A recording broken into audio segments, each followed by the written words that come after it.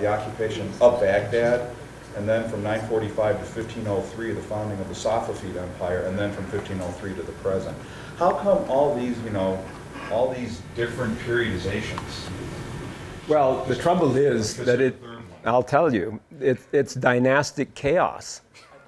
And the fact is that there was a chaotic situation of a kaleidoscope of different dynasties. For example, you will notice often a periodization ends with the fall of Baghdad to the Mongols in 1258. And so that's taken as the end of the caliphate. But the caliphate had been functionally defunct for centuries before that. And although the caliphs had come back in the last 100 years before that and reasserted their rule in Baghdad itself, all they were rulers of a tiny little principality in the center of the world, the Muslim world. That they were not rulers anywhere else. So such a periodization would have no relevance to Muslim North Africa or Muslim India, or for that matter, Egypt or Syria, or very little relevance. Now, it is true that in the period of the medieval synthesis, which I really haven't gotten to as I'm lumbering along at my usual snail's pace, you have several things of significance that happen. I mean, after 750, you have the Abbasid Caliphate. So Abbasids are 750. Actually, technically 749. They were proclaimed in 749, so why don't we be exact? To 1258. So they existed for 509 years by that count, but what were they really? It went through a lot of gyrations, and there was a continuous disintegration after they took power. What was the end of effective Abbasid rule? It's hard to date it. But what happened was that there was a military coup in 861, which killed the caliph, Mutawakkil, and that led in the following decade to the desertion of Egypt, Syria, Arabia. Most of the provinces were lost. And then later there was a little bit of reconstruction, but then they disintegrated again quickly. So if you look 749 to 861, that's only 112 years. And even by 861, great areas had already seceded. Tunisia went in 800, Yemen went in 819, Khorasan went in 822.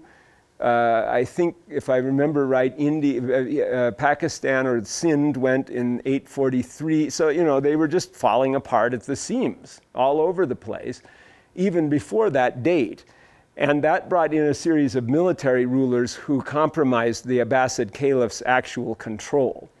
Although there were a few caliphs, well, there was mainly one caliph that came back, Mu'tadid, who ruled only for 10 years, 892 to 902. And he kind of restored his rule a little bit, but it was more of like one of a bunch of competing princelings. And then the much later restoration that took place just in the last century before this, that was purely local in Iraq. So to measure things by the Abbasid dynasty, that doesn't really make much sense, really, because it didn't have much effect overall on people. And there were, however, some major events that really disturbed things. Now, the date 945 that you suggested, that's sort of like the triumph of the Shia, which was a momentary political triumph that the Shia, starting in 909 with the founding of the Fatimids till 945, where the Shi'i Buyids captured Baghdad, that was sort of an eruption into Sunnism. So that produced a certain theme for a while. And then that was reversed in 1055 when the Seljuk Turks took Baghdad and restored Sunnism. And then you have, of course, the Mongols. So the Mongols' eruption into the Muslim world started in exactly 1218, and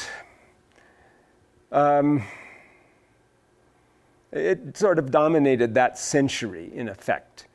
And the Mongols conquered and destroyed Baghdad in 1258, And then the Khan, some of the Khans had flip-flopped about whether they would be Muslims, and then Ghazan became Muslim in 1295 decisively, so that you could say that after that the Mongols were part of Islam, at least the Middle Eastern ones. And so the Mongol eruption was a huge defeat for the Muslims that was vastly worse than anything that the Crusaders inflicted on the Muslims. The Crusaders, of course, there was the main Western European Christian success against the Muslims was the reconquest of Spain. That was something of great importance, of course. And the Muslims lost Spain in a series of stages. But that was somewhat compensated for by the Turks conquering Anatolia from the East Roman Empire. And then that area became the basis of Turkey and became Muslim. But